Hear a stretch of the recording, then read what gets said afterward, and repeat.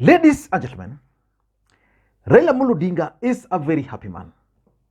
Everything is falling in their places as far as the issue of GMO is concerned. Miguna Miguna, who is one of his main critics, is finally in agreement with him and has faulted William Ruto's government over the importation of GMOs. This is what Miguna Miguna posted on his official Twitter handle. I say a firm no to the mad rush to import GMO maize and other foods to Kenya. Now that's Miguna Miguna, and he's actually very firm in that statement. And he made another tweet that I believe that it's irresponsible and amounts to recklessness on the part of Kenya Kwanza government. Now for Miguna Miguna to use those strong words, irresponsible and recklessness on Kenya Kwanza government, it means Miguna Miguna is totally opposed to GMO, which means Raila Odinga's push to stop the importation will definitely get a boost from Miguna Miguna. And not only that, the church has also raised their voice. I was listening to a speech by one of the bishops, the Nyeri bishop, and the speech is actually inspiring. And Nyeri Bishop Anthony Muheria, and it's targeted at Moses Kuria. And the tone of that speech is also telling. Please listen into that speech. Then I want to explain to you guys why Raila Odinga is now a very happy man. Listen in. First of all, we would wish to make some comments on the statement made recently by our Cabinet Minister of Trade regarding GMOs. We want to pay particular exception of how the Cabinet Minister has addressed Kenyans in this matter.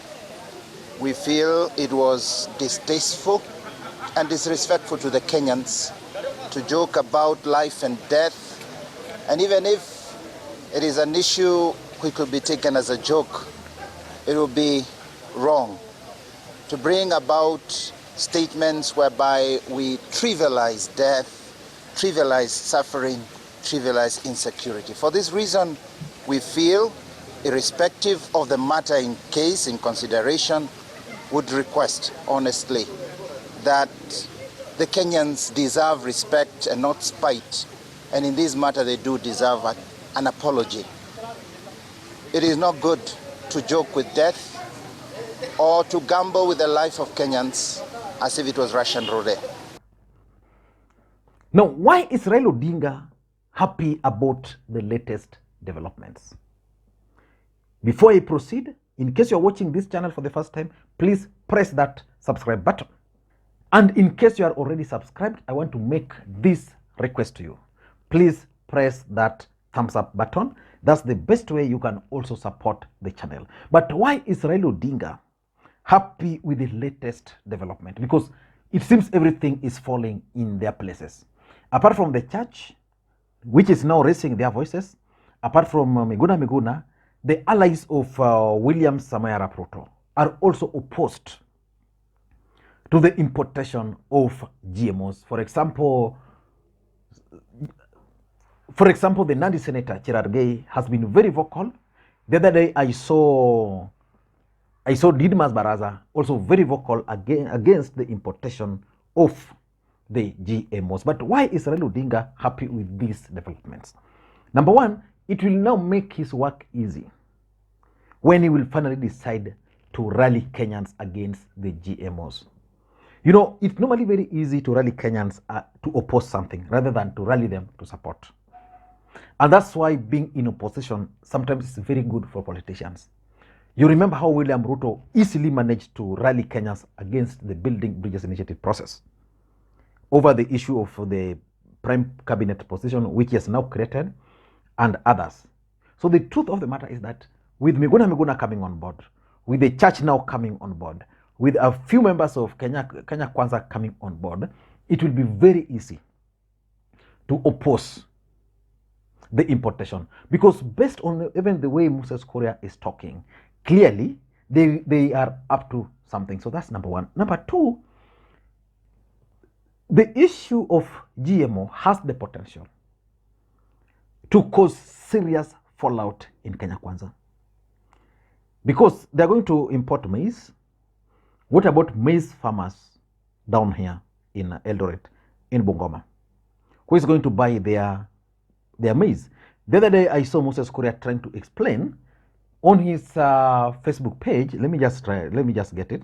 How he's going to deal with the issue of let me just get Moses Korea. He was trying to explain how he's going to deal with the issue of farmers, because farmers are actually raising serious issues with this idea of importation. Okay, this is Moses Korea.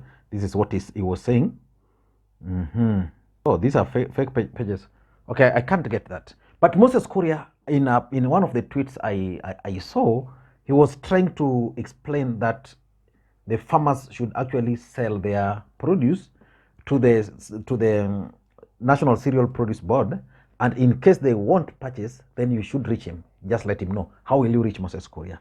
So it has the potential of causing serious fallout in Kenya Kwanza if William Ruto will not manage it well. Number three, with the church now coming in, and this is why Raila Odinga is actually a lucky man on this. With the church now coming in, it means the church will now have the voice. They will be able to now raise their voice against government. You know, William Ruto had a very clear strategy during campaigns on how he was going to deal with the church of this country.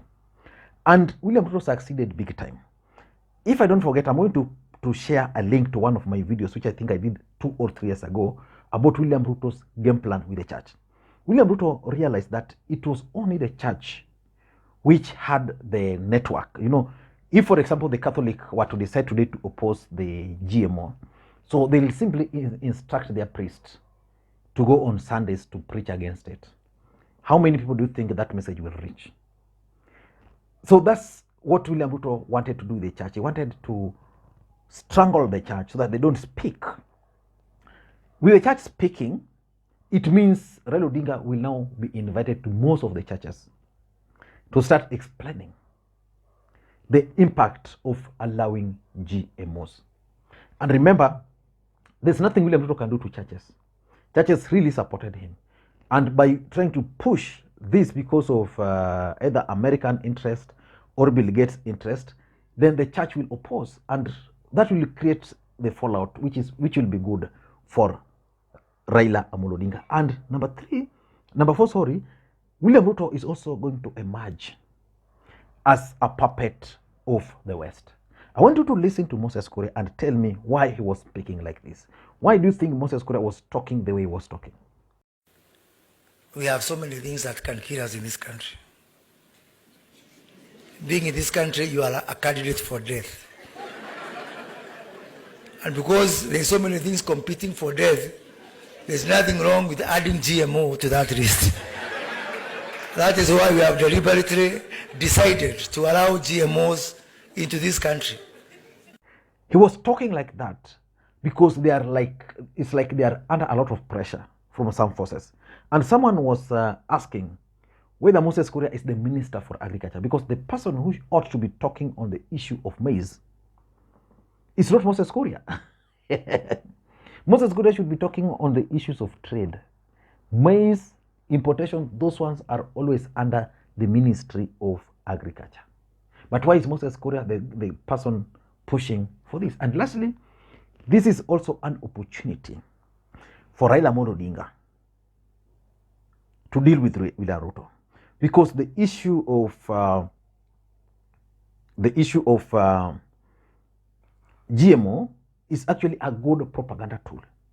You know, William Ruto will have to deal with the facts. Raila Odinga will not have to deal with the fact. He can just employ propaganda because there's nothing he's going to lose.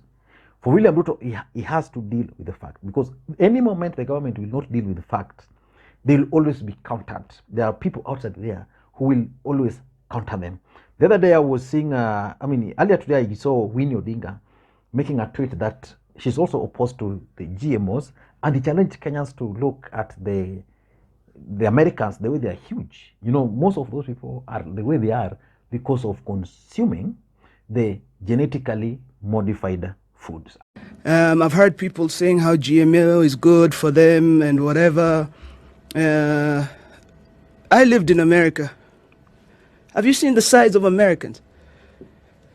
GMO is not something that is good for us right now. And even if it's is being used as an intervention, what are we doing to further not have to need this intervention? If it's an immediate intervention because people are starving to death, as Africans, we're not unique. We can walk and chew gum at the same time. So after you've planned it out, we find out, okay, you're going to do this, you're going to make this. Now, what do we need for you to be able to do it? Is it machinery? You need to start thinking of vertical farming, polytunneling. We can't keep talking about irrigation and drip irrigation. It's moved further, artificial intelligence, robotics in farming. So what is it? Is a question that we can buy it? Can we make it? Okay, maybe as they're learning how to make it, we've bought a few, but we're also going to have a factory in Kampala where they'll be making it. I don't know what you think, but for me, I think this is a good news for Raila Odinga and his team. And if they want to take advantage of it, it's up to them. Thank you guys, and may you have a good day. Hopefully, Senegal will play today and they will win.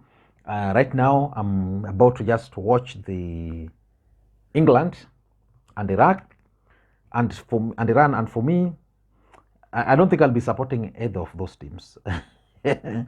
Until next time, bye-bye.